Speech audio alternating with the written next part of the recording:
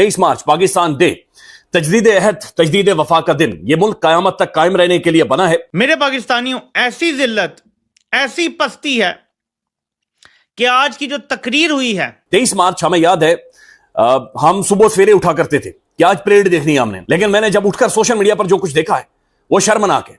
ये इंतहाई शर्मनाक है। ख्वातीन और हजरात, पाकिस्तान का मकसद एक ऐसा मजबूत और जदीद इस्लामी फलाई मुमलकत है।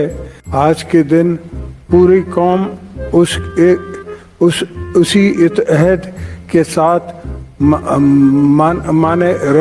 मना रही है। पूरा मुल्क हंस रहा है।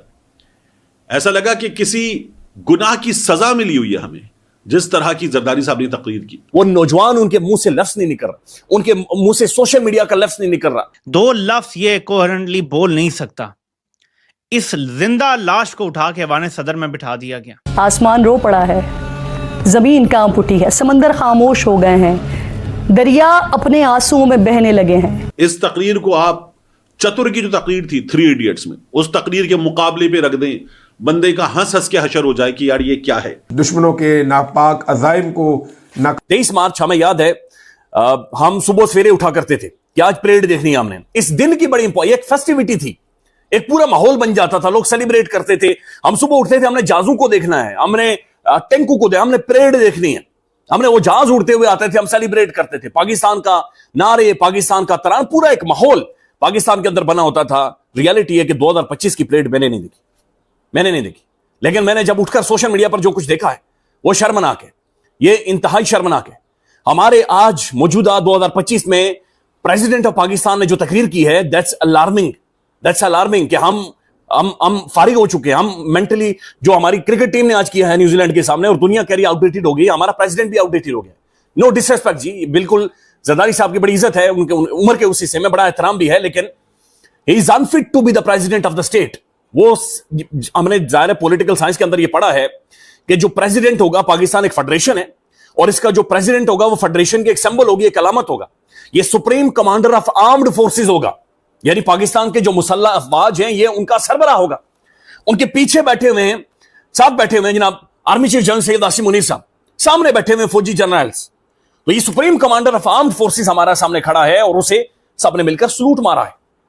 सबको पता है is unfit to be the president of Pakistan. जो उन्होंने तकरीर किया मैं आपको सुनवाऊंगा, आप खुद हैरान रह जाएंगे। जरदारी साहब, ये बड़ा जुल्म हुआ है, ये बड़ी ज्यादती हुई है पाकिस्तान। फिर उसके बाद जो रियासती तमखे दिए गए हैं, रियासती तमखे, मैं एहतजाज करता हूं कि अल्लाह दी पेप्सी को तमगा क्यों नहीं दिया गया, और ऐसे ऐसे साफियों को, ऐसे ऐसे लोगों को जो एक खास मखसूस किस्म का बयानिया, मखसूस किस्म की सोच लेकर आते हैं। यानी साफ नजर आ रहा है आपने सिर्फ नवाजा उन्हें। Very alarming. बहरहाल जरदारी साहब की जो तकरीर थी उसने पाकिस्तान के सोशल मीडिया पर एक बवाल बर्पा किया, और वो ठीक बर्पा किया हुआ है। ये कैसे मुमकिन है? यानी ये सदर साहब आगे का लाएमल बता रहे हैं, सदर साहब बता रहे हैं, बल्कि इस दिन की अहमियत का जो फेस है वो प्रेसिडेंट ऑफ पाकिस्तान सदर साहब वहां पर बैठकर ये बता रहे हैं कि जनाब ये मुल्क किस तरह से आगे बढ़ेगा, हमारी फॉरेन पॉलिसी क्या होगी, हमारे नौजवान किधर जाएंगे। लेकिन वो ना तो उनके मुंह से नौजवान, वो ममलिकत नहीं कह पा, वो नौजवान उनके मुंह से लफ्ज नहीं निकल रहा, उनके मुंह से सोशल मीडिया का लफ्ज नहीं निकल रहा, उनके मुंह से मुसल्लह अफवाज के सरबराहान का नाम नहीं निकल रहा, पाक फौज का नाम उनके मुंह से ठीक से नहीं निकल रहा। देखिए सच्ची बात यह कि जरदारी साहब उम्र के इस हिस्से में, इस उम्र में बंदा ठीक नहीं रहता। यानी मैं भी इस उम्र में पहुंचूंगा, मेरे वालिद साहब भी इसी उम्र में है, बंदा ठीक नहीं होता, फिजिकली आप डिटेरियोरेट कर जाते हैं। आपको बाथरूम जाने के लिए एक बंदे की जरूरत होती है। आप जिस दिन अगर बाथरूम जाकर ठीक से रिलैक्स होकर आ जाएं तो आप शुक्र अदा करते हैं अल्लाह ताला का, आप फिट नहीं होते। बल्कि मैं देख रहा था अफ्रीका के एक मुल्क के अंदर बाकायदा प्रेसिडेंट साहब खड़े हुए, उनकी शलवार गिली हो गई थी, उनकी पतलून गिली हो गई थी वहां पर। ये वीडियोस मौजूद हैं लिटरली। यानी हमारे मोहल्ले में तो ये होता है कि इस उम्र में जो हमारे जो बुजुर्गान हैं, जब वो रात को सोते हैं तो एक सियाना बंदा रात को उठकर उन्हें चेक करता रहता है, ये ऐसे करके नाक के आगे के ठीक ठाक सांस चल रही है नहीं चल रही। वो सोए हुए होते हैं, वो ब्लड प्रेशर चेक कर रहा होता है कि कहीं आगे पीछे ना हो जाए। और हमने जरदारी साहब को प्रेसिडेंट बना दिया है। अब जो असदुल्ला खान साहब, मैं उनका व्लॉग देख रहा था, वो कहते हैं ये फार्मूला मौजूद था कि हमने जरदारी साहब को प्राइम मिनिस्टर बनाना है। यार कमाल है। वैसे ये जो बनाता है, यानी ये जो गूंजता है, ये आटा गूंदता है, जो फार्मूला देता है, कम से कम यानी वो सोचता तो होगा। वो डिस्कशन तो होती होगी, किसी टेबल पर बैठा होगा बंदा, कोई पेपर पेन हुई होगी, कोई फाइल हुई होगी कि हमने इन्हें सदर बनाना है, हमने इन्हें प्राइम मिनिस्टर बनाना है, ये पाकिस्तान के लिए जाएंगे। और इमेजिन करें, तकरीर सुनते हुए मैं सोच रहा था, जरदारी साहब चाइना गए थे, चाइना जो जिसने अमेरिका की धज्जियां उड़ा दी हैं, चाइना जो इस वक्त दुनिया में एक रियलिटी और जो एस्टेब्लिश रियलिटी, चाइना जिसकी तरफ हम देख रहे हैं, और चाइना जो हमारा एक आप कह सकते हैं कि एक अलाय है और एक बड़ा तगड़ा, उसके ऊपर हम रिलाय करते हैं। चाइना जरदारी साहब गए और वहां के टेलीविजन को भी इंटरव्यू दिया। That's very sad. मैं हैरान था कि क्या कर रहे, लेकिन अच्छी बात यह कि मादर वतन 2 बार आया। जरदारी साहब ने मादर का लफ्ज, मादर वतन ठीक बोला। मैंने सांस लिया, मैंने कहा ठीक है, ये गुजर गया, अच्छी बात है, ये बिल्कुल ठीक गुजर गया, ये सबसे अच्छी बात है। उसके बाद जरदारी साहब की इस तकरीर में 5th जनरेशन वॉरफेयर था, ठीक था, चैलेंज था, ठीक था, कुछ और इंग्लिश के लफ्ज थे, ठीक थे। मैंने एक साहब से चेक किया, मैंने कहा ये हुआ क्या है? मैंने कहा ये जरदारी साहब को उर्दू पढ़नी नहीं आती। कहने उर्दू लिखी होती तो उर्दू पढ़ते। मैंने कहा फिर? कहने रोमन में लिखी हुई थी। मैंने कहा अच्छा। तो मैंने कहा फिर उसके बाद वो जो मनाना सेलिब्रेट है, तो उसका जो मना लिखा है, अब वो मना करने वाला लिखा है कि मैं तुमको मना कर रहा हूं मत करो, या वो सेलिब्रेशन वाला मना है, हम मना रहे हैं। तो वो जरदारी साहब को उस रोमन में पता ही नहीं चल सकता।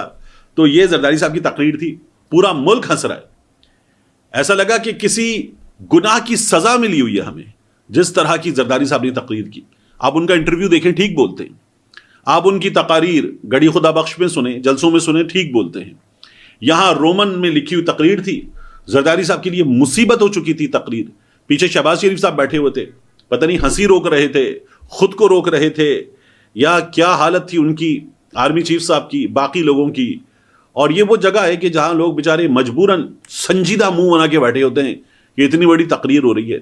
वगरना इस तकरीर को आप चतुर की जो तकरीर थी 3 इडियट्स में, उस तकरीर के मुकाबले पे रख दें, बंदे का हंस हंस के हशर हो जाए कि यार ये क्या है। लेकिन बहरहाल जरदारी साहब के बारे में मैंने लिखा, love you mister president, love you mister president, you made my day. तो जरदारी साहब ने कमाल किया है। एक आध गलती सबसे हो जाती है, लेकिन जरदारी साहब ने जो तकरीर की है जबरदस्त। जरदारी साहब को फुल मार्क्स मिलने चाहिए इसके। और जरदारी साहब की तकारीर बहुत फ्रीक्वेंटली होनी चाहिए, बार बार होनी चाहिए। कौम को यह मौका जरदारी साहब के मुंह से फूल झड़ते हुए ये बार बार मिलना चाहिए कौम को। अल्लाह ताला ये तौफीक दे, सलामत रखे। और ये हमारे लिए जाहिर है कि इन हालात में एंटरटेनमेंट नहीं है, तो ये ज़बरदस्त एंटरटेनमेंट थी। इसका शुक्रिया।